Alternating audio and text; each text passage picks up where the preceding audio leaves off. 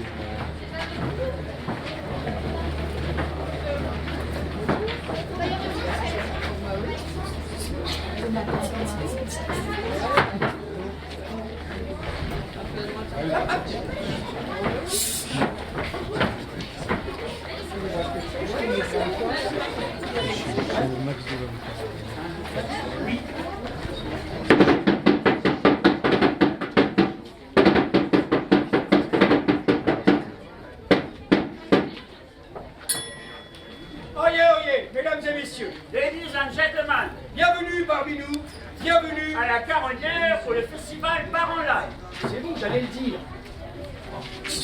Oh, je recommence.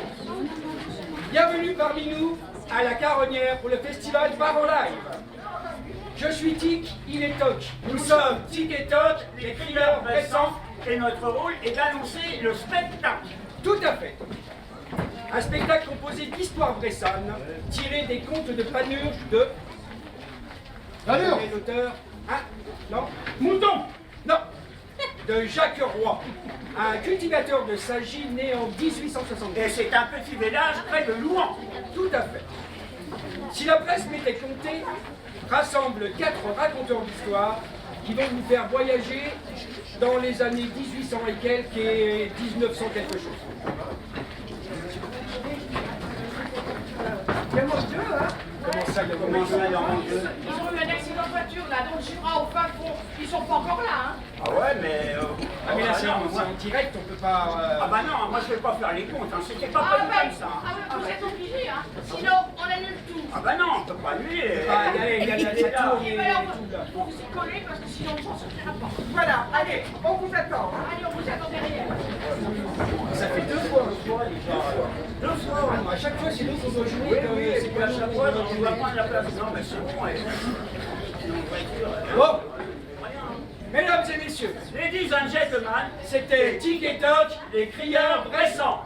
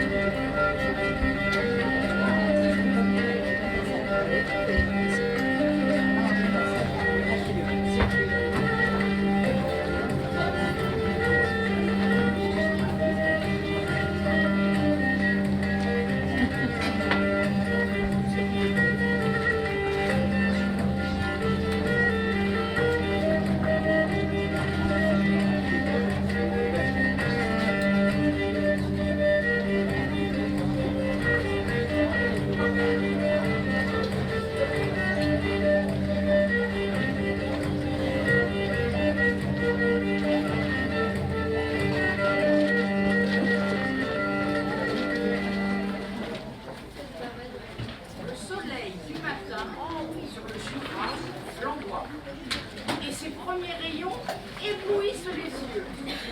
Sur la plaine pressane et spacieux, tout s'éveille, tout est murmure, tout est joie. Dans les champs en jachère, un peu de bruit me noie, un jeune laboureur chante en pressant ses bœufs. Et je tends elle aussi, sa chanson dans les cieux, au-dessus des blés, l'alouette tournoie. Tous les oiseaux des champs s'égosillent ton cœur. Les feuilles des bois, luisantes de fraîcheur, éclatent au soleil en vives émotions. Au hameau, la fumée en spirale d'azur monte sur les toits du feu, tandis que dans l'air pur s'exhalent des hutons, la douce chaleur des baumes.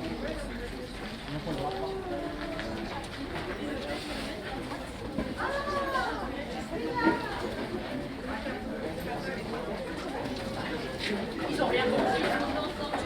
Oh, hé, messieurs, c'est à vous! C'est à nous. Oui, Ah oui, c'est à vous. On attend votre entrée pour en sortir. on arrive, mesdames. Ah oui, allez chez vous.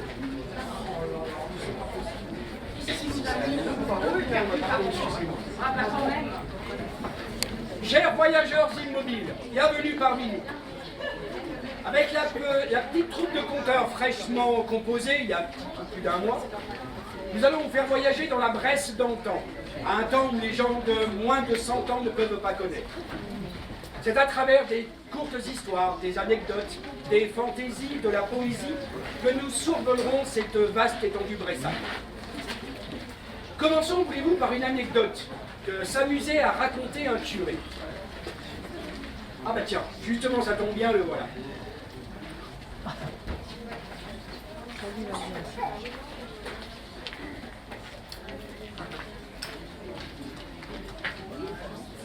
Dans un petit village peu éloigné d'ici, Jean-Baptiste Monod, le tout nouveau curé qui arrivait de Lyon, venait de prendre ses fonctions. Alors, entre nous, autant vous dire qu'il ne connaissait de la Bresse que leur que les noms. Ce jour-là, arrive à l'église une sage-femme portant un nouveau-né, puis le parrain et la marraine. Il s'agit, comme vous le voyez, d'un baptême. Le curé les accueille et leur demande. Comment vous avez nommé cet enfant? Comment allez-vous nommer cet enfant? Ah bah, c'est bien, il s'appelle Tocomno. Tocomno. Ah oui. Mais ce n'est pas là. Eh ben, bien sûr que si. Il n'est pas dans le calendrier des saints. Mais, Allons. oh, Comment allez-vous l'appeler? Ce curé, je vous dis que l'option, il s'appelle Tocomno. Je vous dis que ce n'est pas là un prénom. Et si c'est de faire ces plaisanteries, ou alors je vous mets dehors. Hein. oh bah non, papa. Oh bah non. Ce curé, écoutez-moi bien. Moi, je vous dis que l'option, il s'appelle Tocomno. Parce que vous vous appelez bien Jean-Baptiste. Oui. Oui, et ben moi, je m'appelle Jean-Baptiste aussi. Hein? Donc l'option, comme il s'appelle Jean-Baptiste, eh ben, vous voyez bien qu'il s'appelle Tocomno. Bon, allez, ce sont ces plaisanteries. Allons le baptiser, c'est Jean-Baptiste. C'est même pas pareil. Alors, dehors, dépêchez-vous. Allez, allons.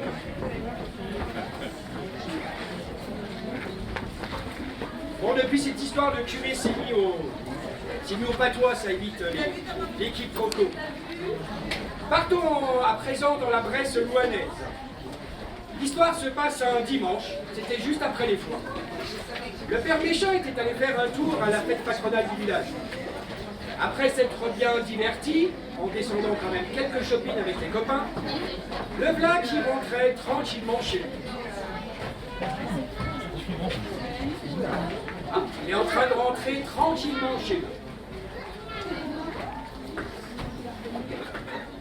Au bout d'un petit kilomètre, en passant près d'une mare, il s'arrête, tire sa bourse et se met à compter l'argent qui lui reste pour savoir la somme qu'il a dépensée.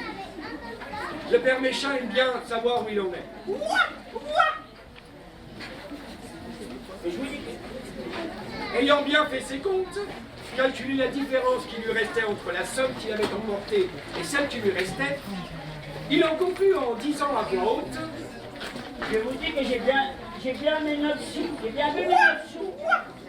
alors, ça en fait c'est une grenouille qui se trouve dans la mare.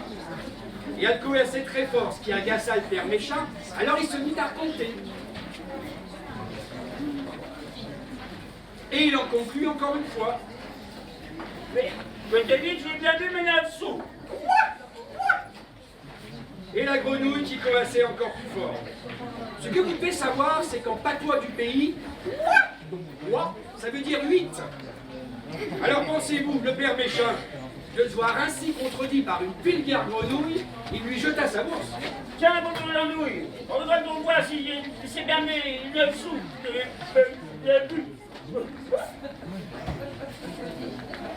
Oh, Et là, la bourse, elle est perdue. mais il y a du mari. Ah ouais. Il n'y a plus mes sous. Oh, Tant pis. oh. Ah là, sacré père méchant. Sacré grenouille. Alors, intéressons-nous un petit peu à l'aviation en Bresse. Parce que c'est vrai qu'en Bresse comme ailleurs, et ça depuis la nuit des temps, les hommes, les intelligents comme les moins intelligents, ont toujours été tourmentés par l'idée de voler. Jean-Claude Moffin s'en était occupé dès son jeune âge.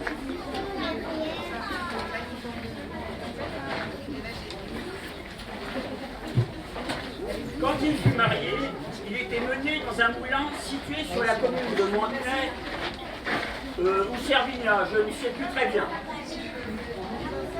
Ce moulin avait été bâti au temps du début. Il fallait qu'il pleuve 40 jours et 40 nuits pour qu'il puisse moudre un demi-double de maïs. Le meunier avait donc grandement du temps de reste pour penser à résoudre le problème de l'aviation.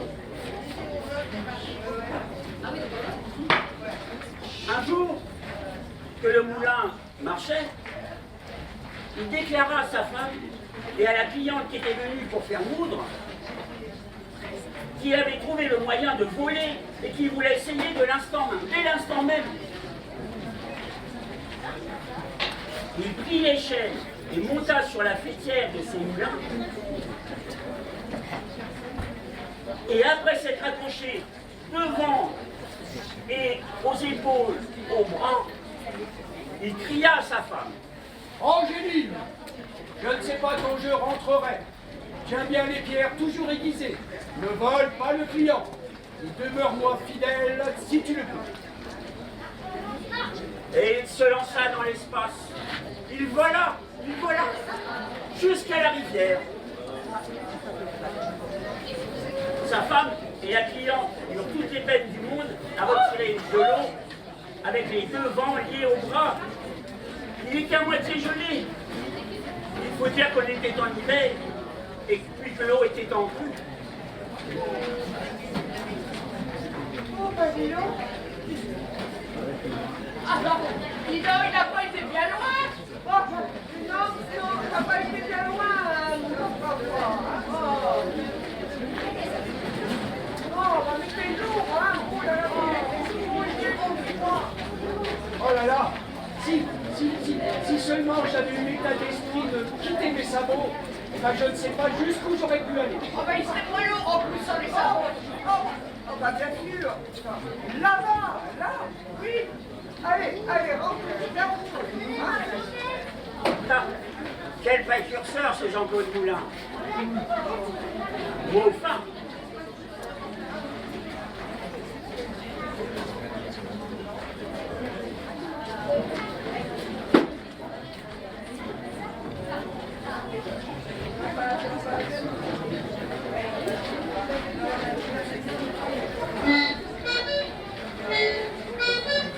Je me suis vu pour que c'est un peu genre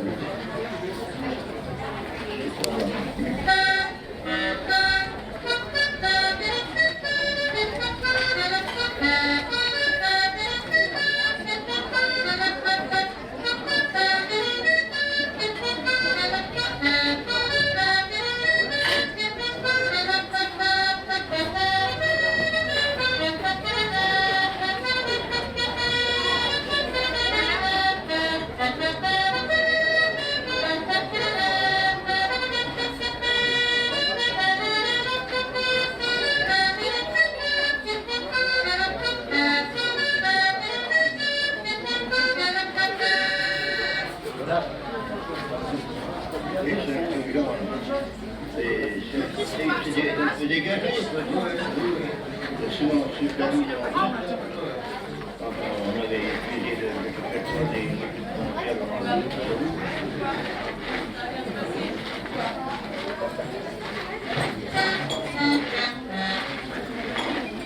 Notre histoire se passe du côté de Rouen, dans une grande ville. Ce soir-là, Jean-Marie, qui portait la seule propriétaire, l'argent de son fermage, arrivait, comme d'habitude, juste au moment du repas. Bonjour monsieur. Tiens, Jean-Marie, bonjour.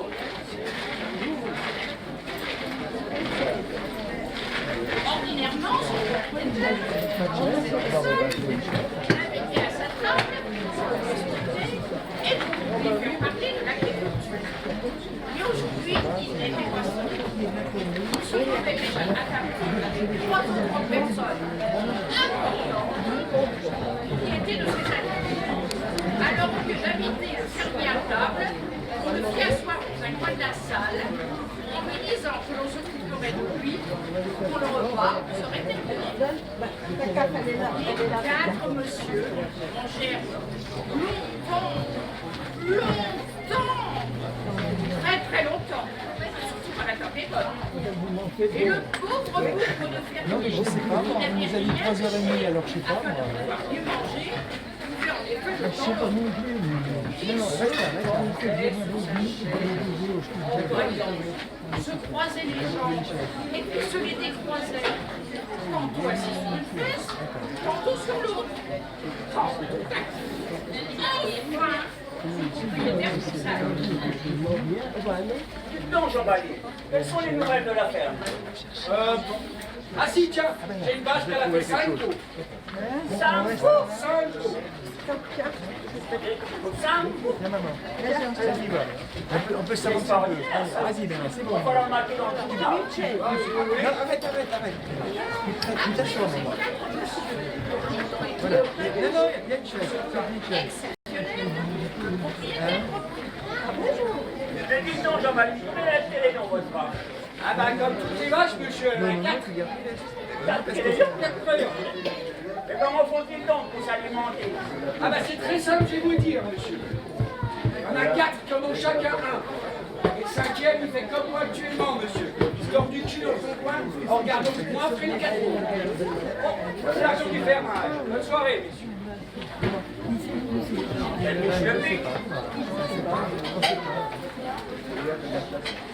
C'est une annulation. C'est très bien.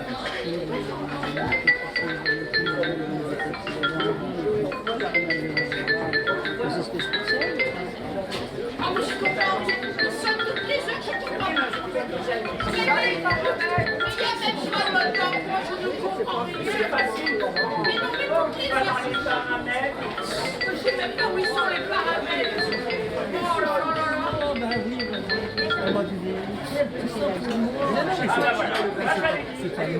C'est une fête. Et toi, c'est une fête. Excusez-nous, monsieur là, c'est pas du tout. L'autre jour, Excusez-nous pour cette petite parenthèse. À la jeunesse. ils t'ont parlé. Alors, retournons à présent revoir le père méchant. Parce que c'est vrai qu'il en arrive tellement à ce gars des aventures. On en a quelques-unes. À la dernière foire de 6 membres, le père méchant et Guilleret avait décidé de s'y rendre pour aller y acheter un congrès. Il avait des pommes de terre en suffisante quantité pour pouvoir hardiment envisager l'affaire. Le cochon fut donc acheté. Pesé, payé et tout le lot trouvé dans un sac à farine que le père méchant chargea sur son dos pour l'emporter pour le deviner. Il allait donc rentrer, mais justement, il rencontra un sien compère en face de l'hôtel du Lion d'Or qui l'invita à prendre un verre. Comment le père méchant pouvait-il refuser? Vous ne le voyez pas, j'imagine. Il put donc accepter, trinquer et se griser en liquidant force shopping. Pendant ce temps, sur le parquet, le gobelet dans son sac gigotait sous la table, flairé de près par un roquet d'allure peu fréquentable. la farce s'indiquait comme facile à faire. Aussi, tandis que le père Méchain picolait, un des loustiques présents se chargea de l'affaire. Le chien fut mis en sac à la place du beurret.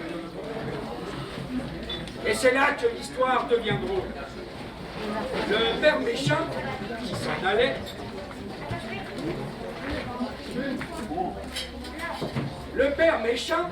qui s'en allait, chargea péniblement son sac sur l'épaule. Et le pseudo-chien se mettait à aboyer. Bonjour Madame Germaine. Et toi donc, boucle de cochon. Oh, mais c'est donc bien le chien, c'est bien fait qu'un cochon. Colette, la voici. Comme je vous le disais, il a un petit quelque chose avec les animaux, lui. Bon, avant de se quitter, on ne peut quand même pas raconter la Bresse sans aborder les contes et les matins. Ah, les matins. Rien qu'en y pensant, je me retrouve chez grand-mère. Dans le diable, lui le rissole, avec un joyeux bruissement. Grand-mère lentement verse la pâte blanche et molle. La pâte se durcit, se colle et se dentelle finement dans le diable, lui le rissole, avec un joyeux bruissement. Soudain, oups, le mat-fin vole, envoyé d'un preste mouvement, puis rattrapé bien délicatement, se dort comme une auréole dans le diable, où lui le rissole. Et là, chaud sorti de la poêle à frire, on vous les croque à pleines dents, les bons mat-fins tout fondants. Et à mesure qu'on les tire, ils croustillent, c'est du délire. Chaud de lait, dedans, dessus, tout chaud sorti de la poêle à frire, on vous les craque à pleines dents, les bons mat-fins tout fondants. Ah, grand-mère au doux sourire, j'aime ces choses du vieux temps. Et tu sais, rien ne vaut pour moi, tu m'entends, tes bons mat-fins, chaud sortis de la poêle à frire. Et les mangeurs de côte, vous la connaissez l'histoire?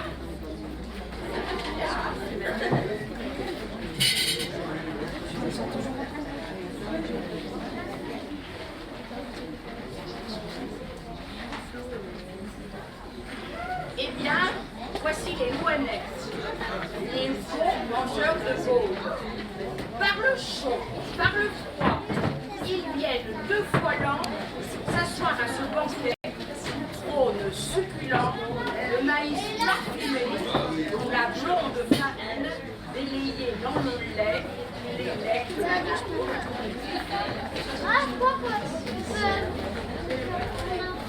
Et voici les Servignati, les forts mangeurs de rose. La large marmite, oui, la large marmite reste au caille. Sur la table de l'œuf, bravo l'appétit des nobles réunis, elle attend la bataille. On l'a, cuillère en main. Le petit, le grand, le gros, le maigre, la lutte sera chaude. Car ce sont les dressants, les faux mangeurs de côte. Ils ont, du premier coup, percé les presseaux, cuirasse insuffisante contre un tel assaut. En brandissant l'air tel un trophée au pime, la belle cuillère se bouclier et tandis qu'avec entrain, pour la énième fois, ils renouvelleront ces glorieux exploits. Car ce sont les vrais sangs, les vrais mangeurs de côte. Et c'est pas le diable qui va me contredire, hein. Ah mais vous savez pas, je vous raconte. Le diable un jour avait engagé un pari avec Le diable un jour avait engagé un pari avec un paysan de notre Bresse. Enfin, c'était plutôt un match, et à cette époque-là, le mot n'existait pas encore. Il s'agissait de savoir lequel des deux mangerait le plus grand nombre d'assiettes de viande. Mais là, le diable avait affaire à plus malin que lui. Je vous explique. Notre cher Bresson avait attaché et dissimulé sous sa blouse un petit sac de toile mince dont la bouche s'ouvrait juste sous son menton. Voilà donc nos deux parieurs réunis l'un côte à côte sur une grande table envahie d'assiettes de veau. Chacune de dimensions bien égales et chacune bien également remplie. Oula, le match commence. Enfin le match. Paris au fin du match.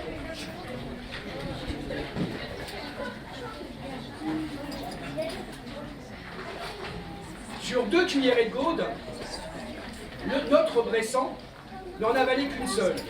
La deuxième était enfilée dans l'ouverture du sac. Et le diable, alors lui le diable, il avalait à toute vitesse.